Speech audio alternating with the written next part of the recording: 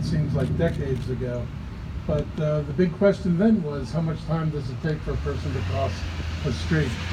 And the big concern was that our timelines did not allow a person to get across the street in a light cycle, and that they were expected to somehow run across the street regardless of age or disability. And the whole purpose for everything was to maximize car flow. So it's nice to see that we've traveled a bit from thinking that the movement of automobiles is the most important thing through intersections, and realizing that the movement of people through all various modes of transportation is important in an intersection. And this one here is pretty cool. I will bring my bike up here and try it. I'm looking forward to it. I've taken the leap into a semi-electrified bike, and so I can pedal, but if I need assistance, I can ask for it for assistance, and it's pretty fun. This has been a remarkable job. I want to thank Al and his team for the work they did to make this happen. I was by here a few weeks ago at a meeting at Easter Seals and kind of looking at it take shape, and now you can see everything that was intended with it, and it's a pretty nice project. There are only 3 dozen of these in the United States. We're going to look at other locations, as has been said, up in Bethesda. There are places where we can certainly put this in and create the loops that we've talked about creating. So I'm looking forward to seeing the planning for everything else that we can do. And I just want to, thank everybody for their patience in getting this project done. And the other thing is you can have the first digital bike meter, which is kind of cool. I saw one of those down at down by the Anthem the other day, and they were keeping track of all the bikes that had ridden by. And I'm also excited about signals.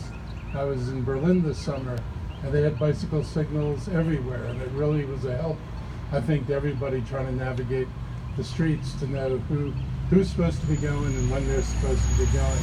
So I think bike signals will be another thing that hopefully we see more of in Montgomery County.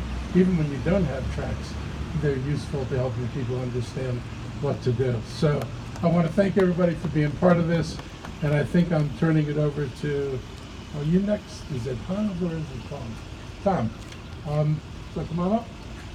Thank you, Marc. Thank you, Marc. How's everybody doing? Good. Beautiful morning for this. The good news, I don't have any prepared remarks, but I really want to thank the Planning Department, Chairman Anderson. I really want to thank County Executive Elrich and Director Rothby and Chris and Emil and everybody at DOT for their vision of transforming Montgomery County so it really works for everybody and not just drivers. That's really critical to our future. I'm lucky enough to chair our Transportation and Environment Committee. We completely share, we have 2/3 of the committee right here with my colleague Hans Riemer. And I can tell you, I'm speaking for Hans too, we share this vision and we have for a long time. We've been in the bicycle and pedestrian advocacy space for a long time. And I know we will hear from many people who are excited about this, and then we'll also go to some community meetings and people will say, how do you possibly screw up this intersection? I'm so confused. And I just want to say, when we are dealing with the public very often as elected officials, I think we deal with a lot of people who think the environment that we live in now, the built environment, was sort of handed down on stone tablets by people that did everything perfectly and envisioned no change ever. And that couldn't be farther from the truth, right? The built environment we see all around us was built largely 100 years ago. I mean, Casey lives a block from here, and when's your house? 1892. 1892.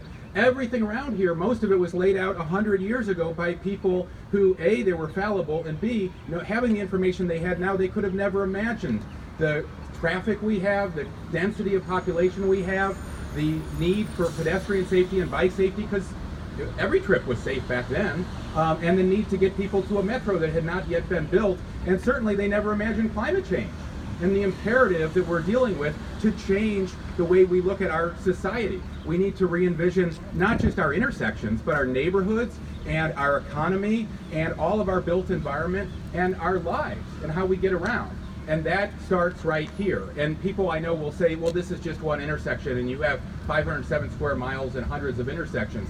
If you look at the bicycle master plan that the planning board has passed and the council has approved, and the pedestrian master plan as well, you will get a sense of the vision and the ambition we have to transform Montgomery County so it is safe for everybody and every mode of transportation at all times.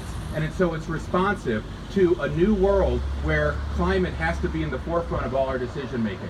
So thank you for getting us here. I'm really looking forward to working with all of you and everybody that you know for the next intersection improvement along these lines. Thank you. All right.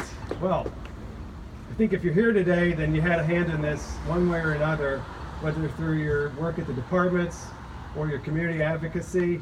So I want to say thank you to each of you, because this right here is the culmination of a lot of work for a lot of years to try to turn the tide in this county, change direction, and make this county become modern and embracing all forms of transportation.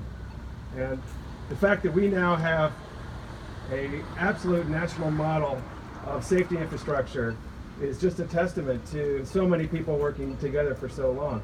I recall sitting down with Casey and Dave Ensbacher maybe 5 years ago to talk about what could we do if we were to pull out an advanced implementation of the Bikeways Master Plan and just apply it to Silver Spring.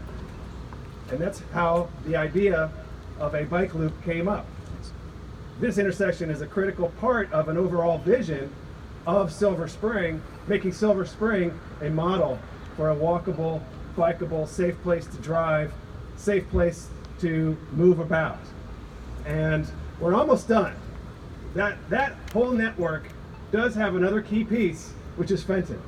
And that is in the budget, and we need to follow through with this brilliant vision and bring it to the rest of Silver Spring. Because what we learned when we were doing the plan process for this is that the vision of this network is that wherever you are in Silver Spring or surrounding it, you can get anywhere else in Silver Spring in a safe, protected manner. And so you could jump into the loop and take that loop somewhere into Silver Spring.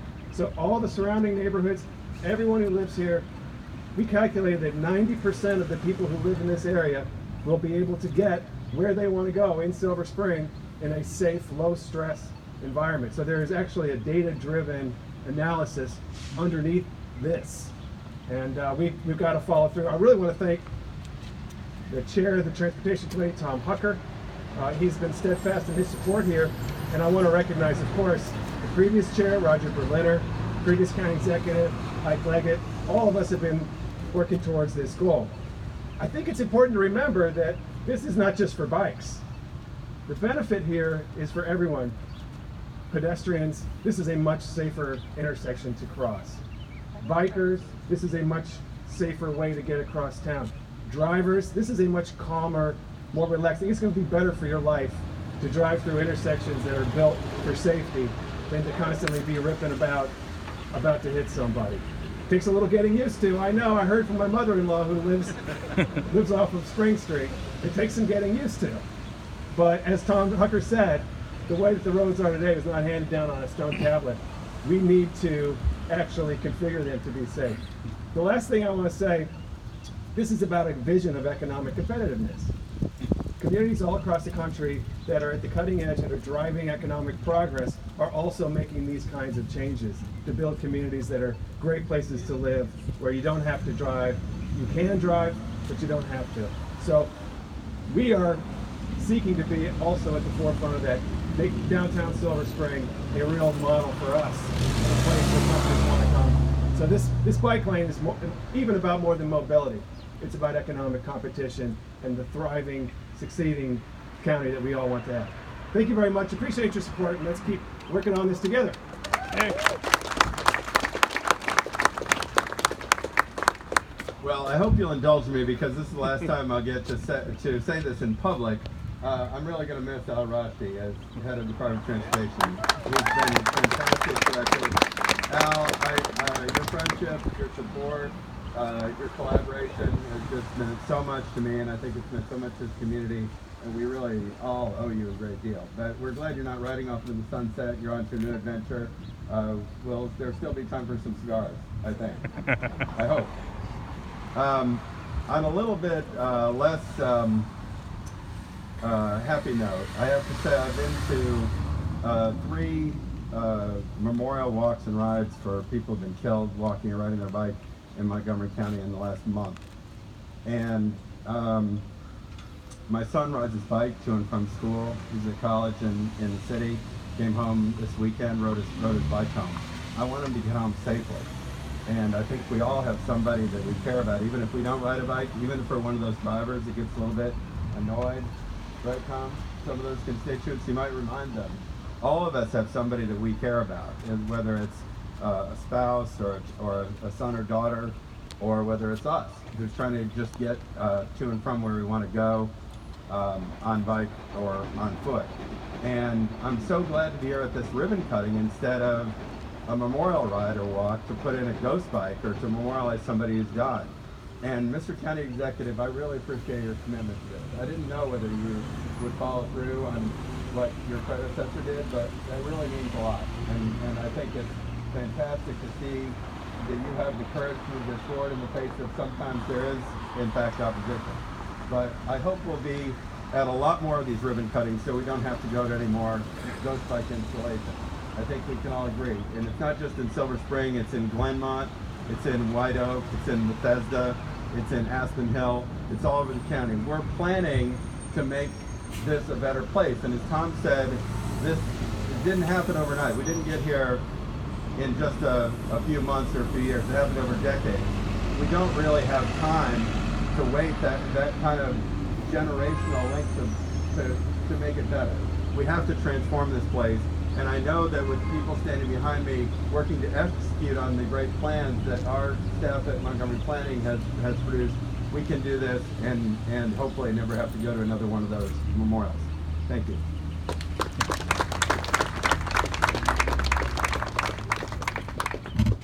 Good morning, everybody. I'm really happy to see all of you, especially those of you who biked here.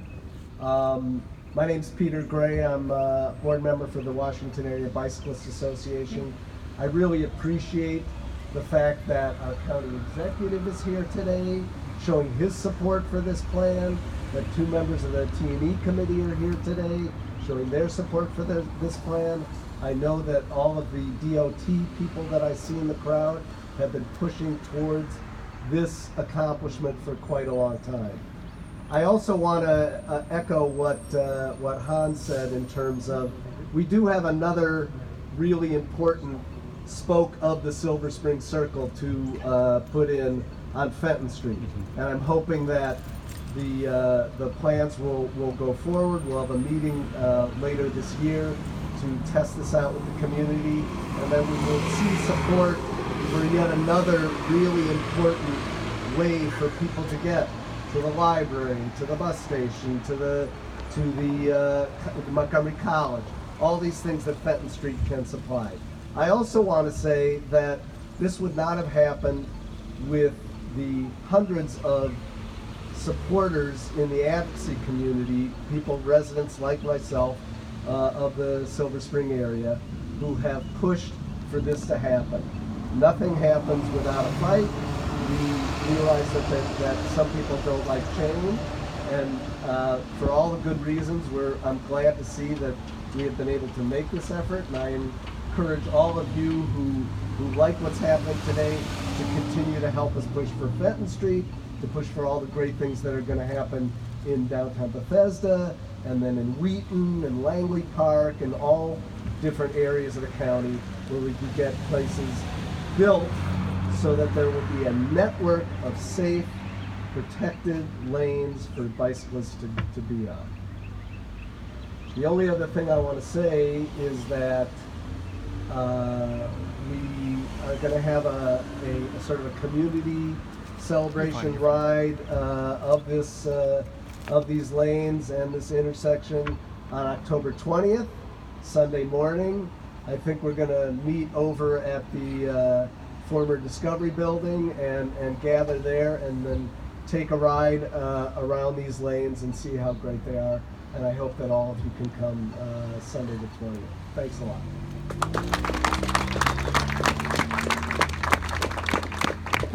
Reemberto Rodriguez, Director of the Silver Spring Regional Area, and on behalf of the Silver Spring community, really, bienvenidos to the center of the universe, and that is Silver Spring. And thank you, County Executive, thank you, County Council, and thank you, Al, for the amazing leadership to make this possible. I will say this, as an avid walker, this is transformative. The idea of being, and I really challenge us all, when we go back, take a fresh look at that Google map, put downtown Silver Spring in the middle, and see how ridiculously close it is to walk and bike to Littonsville, Long Branch, Four Corners, Shepherd's Park in DC, the old Walter Reed's development in DC. If you take a fresh look at the map and see that south of the Beltway, and you put the purple line in there, everyone south of the Beltway in Silver Spring will be within an easy walking distance, about 22 minutes, healthy walking distance of a Purple Line station, or a bike ride of 6-8 minutes away. This is truly transformative. So downtown Silver Spring itself is 400 acres, as big as those Bethesda and Wheaton put together. So it is really indispensable for it to be a walkable area as it is becoming, and for people to feel not only that you can do it, but that it is safe to do it.